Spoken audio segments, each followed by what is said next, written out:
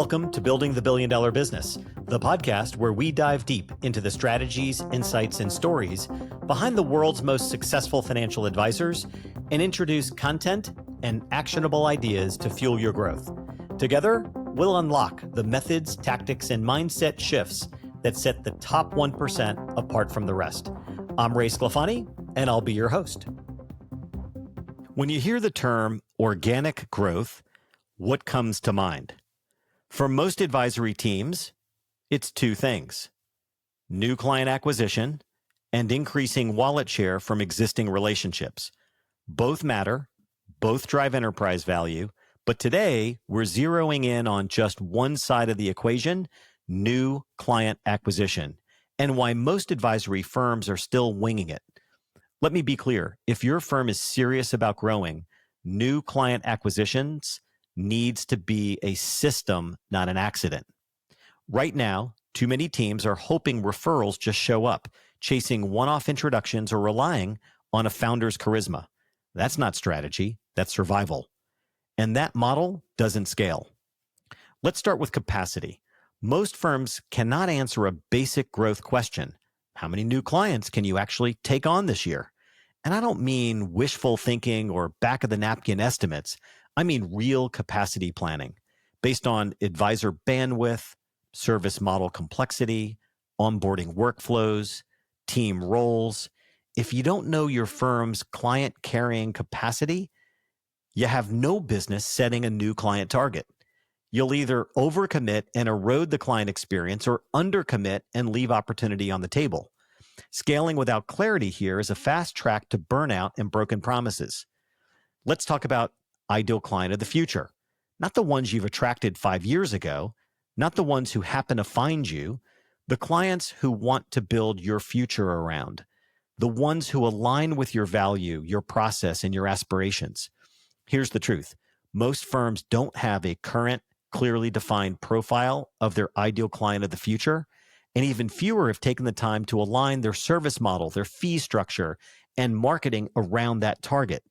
You can't hit a target you haven't defined.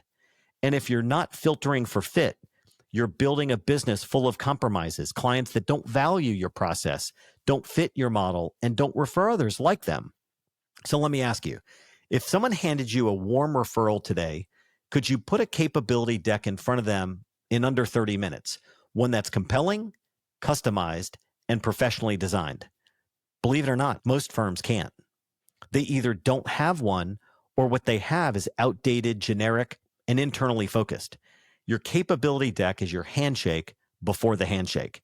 It should articulate who you serve, how you solve problems, and what outcomes you deliver in language the client understands and values. It should differentiate you. That's the key. Not with buzzwords, but with substance. Advisors often say, we build deep relationships, or we take a holistic approach. That's not a differentiator. That's table stakes. Let's go deeper.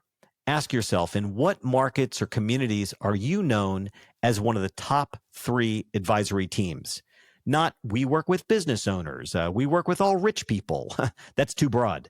I'm talking about niche level clarity, specificity, dentists that own 3 or more practices nearing retirement, female tech executives with concentrated equity positions, multi-generational farm families, founders post-exit preparing for a specific liquidity event with a date circled on the calendar. Like, these are 4 examples that are real, that I've heard from advisors that are accelerating their growth at an exponential rate. You see, when you own that niche, that speciality, you don't just compete on price. You compete on relevance. You speak the client's language. You understand their problems before they articulate them. And you get referred inside their circles faster because you're the obvious choice. Most firms haven't gone that deep. They're still trying to be everything to everyone. And in the future, growth is going to matter based upon where you choose to play. Now, let's talk mechanics. What's your lead generation machine? Not, well, Ray, we ask for referrals. No, we have a website that generates leads. No, I mean, where do your leads actually come from? How do you attract them? How do you qualify them? How do you track the progress through your funnel? Here's the uncomfortable truth. Most firms don't have a pipeline. They have a hope list, and that's not going to cut it in the future. Modern firms need to exploit their CRM that tracks the source of the lead, the status in the business development process and pipeline, the next action date, the conversion rate, the close time. And your team should have shared visibility across the pipeline, because if your growth strategy lives in one advisor's head or on their yellow pad, it's not a business, it's a dependency. All right, let me wrap with this. New client acquisition is the lifeblood of sustainable growth, but most firms are flying blind, no defined target, no repeatable message, no owned niche, and no functioning lead gen system. So it's time to stop confusing effort with strategy. Start by answering 3 questions with your team. These coaching questions are built for reflection so that you and your leadership team and all your team members can sort of wrestle with the content we've talked about in today's episode. So first, how many new clients can your team realistically onboard over the next 12 months without compromising current client experience? 2, what does your ideal future client look like?